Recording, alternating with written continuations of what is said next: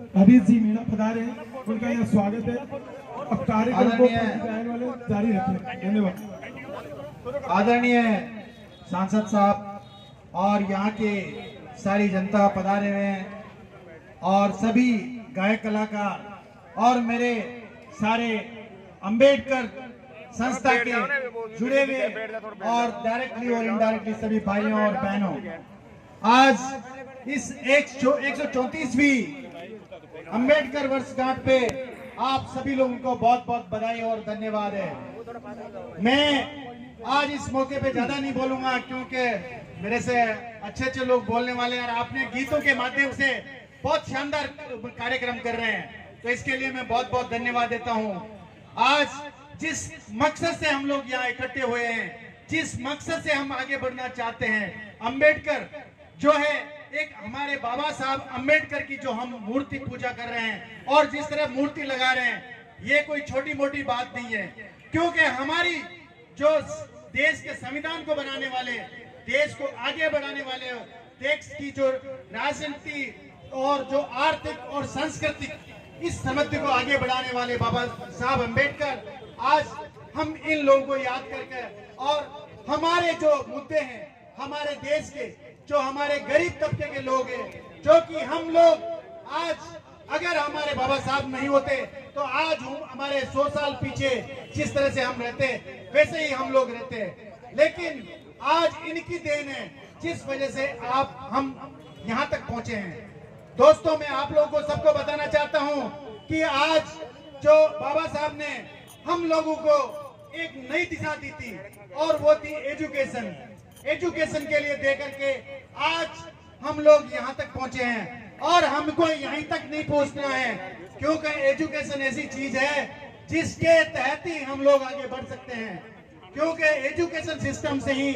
हमारी सांस्कृतिक, हमारी राजनीतिक, हमारी दूसरी संस्कृतियां सब चलती है। क्योंकि हम लोग आगे अगर बढ़ेंगे तो हमारा एजुकेशन सिस्टम, हमारे लोग शिक्षित होंगे तभी हम लोग बढ़ेंगे। क्योंकि आज हमारा जो गांव का, शहर का हर गरीब तबके का आदमी इस संस्था से जुड़ा हुआ है,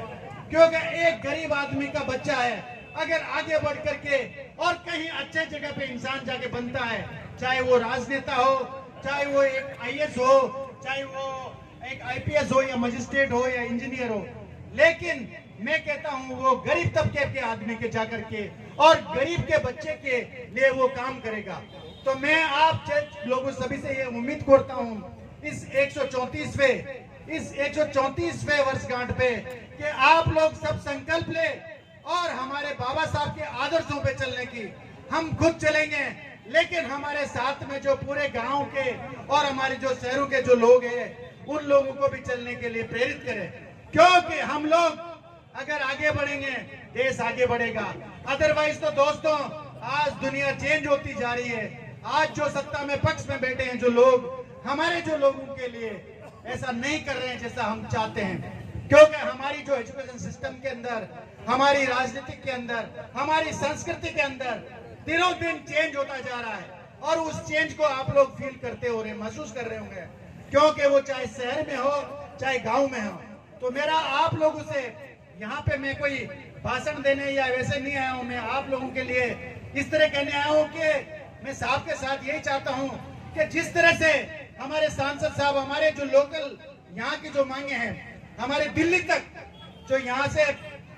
विधानसभा से लेकर के दिल्ली तक बोल रहे हैं, आज हमारे लोगों के लिए रेल तक नहीं थी, आज हमारे लोगों के लिए एजुकेशन सिस्टम नहीं है। आज हमारे गाँव में जहाँ पे एक तहसील लेवल पे एक केंद्रीय विद्यालय, एक इंग्लिश मीडियम स्कूल होना चाहिए, क्योंकि आज हम सोच नहीं सकते हैं। आज हमारे सांसद बहुत पहले 10 साल तक सांसद रहे, लेकिन किसी ने सोचा नहीं था कि हमारे गांव के लड़के भी पढ़े, क्योंकि हमारे गांव के लड़कों के लिए